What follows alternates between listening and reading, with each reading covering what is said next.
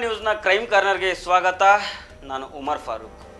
ಏನೋ ಒಂದು ಸಣ್ಣ ಘಟನೆ, ಚಿಕ್ಕ ಮಕ್ಕಳು ಗಲಾಟೆ ಅಂತಾರಲ್ಲ, ಅದೇ ಆಗಿತ್ತು. ಆದರೆ ಈ ಗಲಾಟೆ ಅಂತ್ಯವಾಗಿದ್ದು ಕೊಲೆಯಲ್ಲಿ. 6ನೇ ಕ್ಲಾಸ್ ಓದ್ತಾ ಇದ್ದ ಹುಡುಗನೊಬ್ಬ 9ನೇ ತರಗತಿಯಲ್ಲಿ ಓದ್ತಾ ಇದ್ದ ಹುಡುಗನಿಗೆ ಚಾಕು ಹಾಕ್ಬಿಟ್ಟಿದ್ದಾನೆ. ಇದರಿಂದಾಗಿ 9ನೇ ಕ್ಲಾಸ್ ಓದ್ತಾ ಇದ್ದ ಹುಡುಗ ತನ್ನ ಪ್ರಾಣವನ್ನೇ ಕಳ್ಕೊಂಡಿದ್ದಾನೆ. ಈ ಬಗ್ಗೆ ಪೂರ್ತಿಯಾಗಿ ಚರ್ಚೆ ಮಾಡೋಣ. ಆದರೆ ಅದಕ್ಕೂ ಮೊದಲು ನೀವಿನ್ನೂ ನಮ್ಮ ಚಾನಲನ್ನು ಸಬ್ಸ್ಕ್ರೈಬ್ ಮಾಡಿಲ್ಲ ಅಂದರೆ ಸಬ್ಸ್ಕ್ರೈಬ್ ಮಾಡಿ.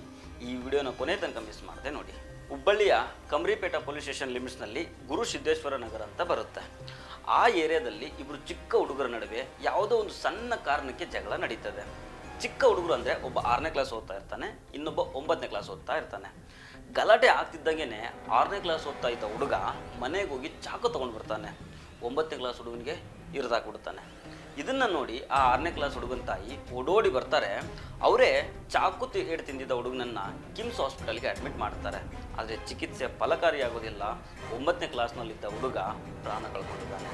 ಈಗ ಪ್ರಾಣ ಕಳ್ಕೊಂಡಿರೋ ಬಾಲಕ ಅವನ ತಂದೆ ತಾಯಿ ಒಬ್ಬನೇ ಮಗನಾಗಿದ್ದಂತೆ. ಪಾಪ ಬಡವರು ಕಣ್ರಿ. ಹುಡುಗನ ತಂದೆ ರೊಟ್ಟಿ ವ್ಯಾಪಾರ ಮಾಡ್ತಾ ಇದ್ರಂತೆ.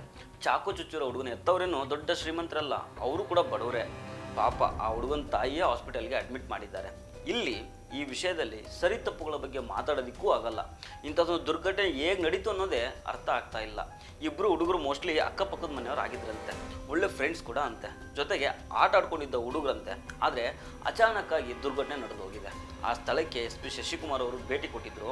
ಅವರೇ ಹೇಳ್ತಾ ಇದ್ದಾರೆ, ನಮ್ಮ ಸರ್ವಿಸ್ನಲ್ಲೇ ಇಂಥ ಘಟನೆನ ಈ ತನಕ ನೋಡಿಲ್ಲ ಅಂತ. ಒಮ್ಮೆ ಕೇಳಿಸ್ಕೊಳ್ಳಿ SP ಶಶಿಕುಮಾರ್ ಏನು ಹೇಳಿದರು ಅಂತ. ಹುಬ್ಬಳ್ಳಿ ನಗರ ಕಮಿಷನರೇಟ್ ವ್ಯಾಪ್ತಿಯ ಕಮರಿಪೇಟೆ ಪೊಲೀಸ್ ಠಾಣಾ ಸರಹದ್ದಿನಲ್ಲಿರುವಂತಹ ಗುರುಸಿದ್ದೇಶ್ವರ ನಗರ ಅನ್ನುವಂಥ ಏರಿಯಾದಲ್ಲಿ ಸಂಜೆ ಒಂದು 6:30-7 ಗಂಟೆ ಸುಮಾರಿಗೆ ಹುಡುಗರು ಆಟ ಆಡಬೇಕಾದ್ರೆ ಏನೋ ಒಂದು ಸ್ವಲ್ಪ ಗೊಂದಲ ಆಯಿತು ಅಂತಂದು ಒಂದು ಮಗು 6ನೇ ಕ್ಲಾಸ್ ಓದ್ತಾ ಇರೋವಂಥ ಮಗು ಮನೆಯಿಂದ ಚಾಕು ತೊಗೊಂಬಂದ್ಬಿಟ್ಟು ಒಂದು ಇನ್ನೊಬ್ಬ ಜೊತೆಗೆ ಆಡ್ತಿದ್ದಂಥ ಹುಡುಗನಿಗೆ ಹಾಕಿದ್ದಾರೆ. ಅವನು 9ನೇ ಕ್ಲಾಸ್ ಓದ್ತಾ ಇರೋವಂಥ ಮಗು. ಇಮಿಡಿಯೇಟಾಗಿ ಯಾರು ಈ ಚಾಕುವನ್ನು ಹಾಕಿದ ಆ ಮಗುವಿನ ತಾಯಿನೇ ಒಂದು ಗಾಡಿ ಮಾಡ್ಕೊಂಡು ಇಮಿಡಿಯೇಟಾಗಿ ಆಸ್ಪತ್ರೆಗೆ ತೊಗೊಂಬಂದಿದ್ದಾರೆ. ಸೊ ಅವರಿಗೆ ಗಾಯದ ತೀವ್ರತೆ ಮತ್ತು ಒಳಗಡೆ ಆಗಿರುವಂಥ ಪೆಟ್ಟಿನ ಅಂದಾಜಿಲ್ಲ. ಸೊ ತಂದಂಥ ಸಂದರ್ಭದಲ್ಲಿ KMCಯಲ್ಲಿ ಬ್ರಾಡ್ ಡೆಡ್ ಅಂತ ಹೇಳಿದ್ದಾರೆ. ಸೊ ಇದೊಂದು ಭಾಳ ಹೃದಯ ವಿದ್ರಾವಕ ಘಟನೆ. ಯಾಕೆಂದರೆ ಇದರಲ್ಲಿ 6ನೇ ಕ್ಲಾಸ್ ಮಗು, ಅದು ನೋಡಲಿಕ್ಕೂ ಒಂದು ಇಷ್ಟೇ ಇದೆ, ನಮ್ಮ ಸೊಂಟಕ್ಕೂ ಬರೋದಿಲ್ಲ, ಇಷ್ಟು ಹೈಟಿಗಿದೆ ಅಷ್ಟೇ. ಅದು ಈ ರೀತಿ ಒಂದು ಕೃತ್ಯ ಎಸಗಿಬಿಟ್ಟಿದೆ. ಮೃತ ಹೊಂದಿರುವಂಥ ಹುಡುಗ ಕೂಡ 8ನೇ ಕ್ಲಾಸ್ ಪಾಸಾಗಿ 9ನೇ ಕ್ಲಾಸ್ ಏನೋ ಇದ್ದಾನೆ. ಅವನಿಗೊಂದು 13-14 ವರ್ಷ ಇದೆ ಅಷ್ಟೇ. ಇಂಥ ಘಟನೆಗಳಿಗೆ ಕಾರಣ ಆಗೋದು ಮುಖ್ಯವಾಗಿ ಮೊಬೈಲ್ಗಳು. ಇತ್ತೀಚೆಗೆ ಇನ್ಸ್ಟಾಗ್ರಾಮ್ನಲ್ಲಂತೂ ಫಾರ್ನ್ ರಿಲೇಟೆಡ್ ಕಂಟೆಂಟು ಮತ್ತು ಈ ರೌಡಿ ಎಲಿಮೆಂಟ್ಸ್ ಕಂಟೆಂಟು ವಿಪರೀತ ಜಾಸ್ತಿ ಅನ್ನೋ ರೀತಿ ಬರ್ತಾ ಇದ್ದಾವೆ. ನಾನು ಸ್ವಲ್ಪ ದಿನದಿಂದ ಯಾವುದೋ ಒಂದು ಪೇಪರಲ್ಲಿ ಓದಿದ್ದೆ, 13 ವರ್ಷದ ಒಬ್ಬ ಹುಡುಗ ತನ್ನ ಚಿಕ್ಕ ತಂಗಿನೇ ರೇಪ್ ಮಾಡಿಬಿಟ್ಟಿದ್ದ. ಇದು ಮೋಸ್ಟ್ಲಿ ಮಧ್ಯಪ್ರದೇಶದಲ್ಲಿ ಆಗಿತ್ತು. ಇದೇ ರೀತಿ ಆಂಧ್ರ ಪ್ರದೇಶದಲ್ಲೂ ಆಗಿತ್ತು. 3 ಜನ ಮೈನರ್ ಹುಡುಗರು ಒಂದು ಮೈನರ್ ಹುಡುಗಿನ ಗ್ಯಾಂಗ್ ರೇಪ್ ಮಾಡಿಬಿಟ್ಟಿದ್ರು. ಇದಕ್ಕೆಲ್ಲ ಕಾರಣ ಫಾರ್ನ್ ಕಂಟೆಂಟ್ ಅನ್ನೋದು ಪೊಲೀಸ್ ತನಿಖೆಯಲ್ಲೇ ತಿಳಿದು ಬಂದಿತ್ತು.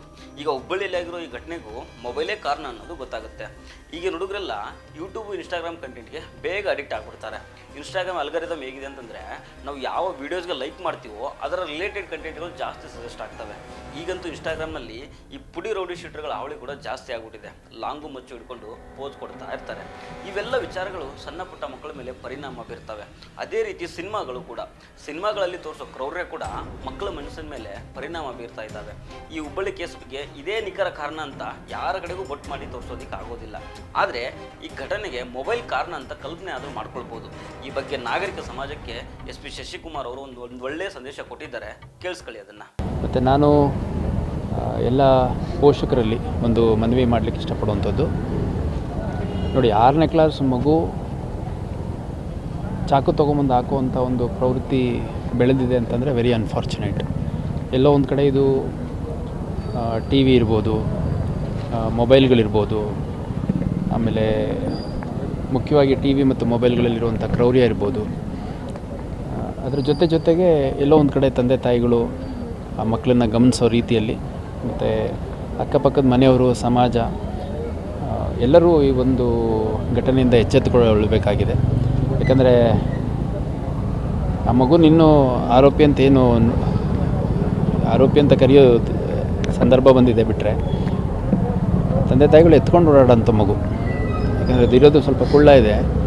ತಂದೆ ತಾಯಿಗಳು ಎತ್ಕೊಂಡು ಒಂದೆರಡು ಫೋಟೋ ನೋಡಿದೆ. ತಂದೆ ತಾಯಿ ಎಲ್ಲ ಎತ್ಕೊಂಡಿದ್ದಾರೆ ಈ ಒಂದು 15 ದಿವಸ ವಾರದ ಕೆಳಗಡೆ ಆಗಿರುವಂಥ ಘಟನೆಯಲ್ಲಿ.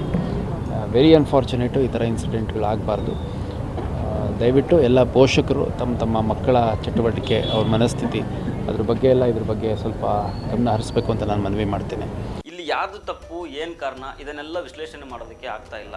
ಅಚಾತುರ್ಯದಿಂದ ಒಬ್ಬ ಹುಡುಗ ಪ್ರಾಣವನ್ನು ಕಳ್ಕೊಂಡಿದ್ದಾನೆ. ದುರ್ದೈವ ಏನಂದರೆ ತಂದೆ ತಾಯಿಗೆ ಒಬ್ಬನೇ ಮಗ ಅಂತೆ.